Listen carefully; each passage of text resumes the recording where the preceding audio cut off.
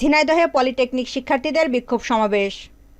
অকারিগরি ক্রাফটদের আদালতের রায়ের প্রতিবাদে কারিগরি ছাত্র আন্দোলন বাংলাদেশের কেন্দ্রীয় ঘোষিত ৬ দফা দাবি আদায়ে ঝিনাইদহে পলিটেকনিক শিক্ষার্থীরা বিক্ষোভ মিছিল ও সমাবেশ করেছে।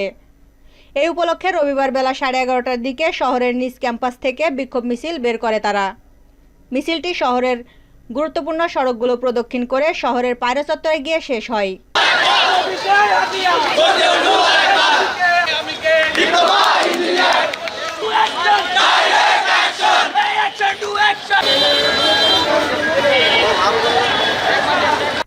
র্যালি শেষে একই স্থানে বিক্ষোভ সমাবেশ করেন তারা।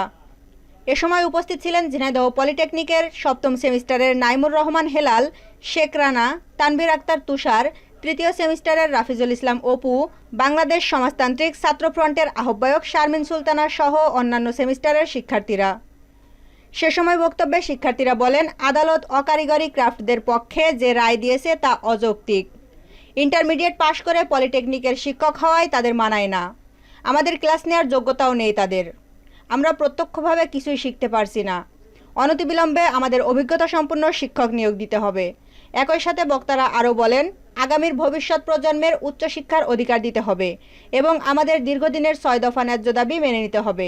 দাবি যদি যৌক্তিক হয়ে থাকে, আমরা এই রাজপথে আমাদের দাবি না আদায় করা পর্যন্ত রাজপথ ছাড়ব না। ডিপ্লোমা কোনো কোটা নাই, ডিপ্লোমা যোগ্যতা।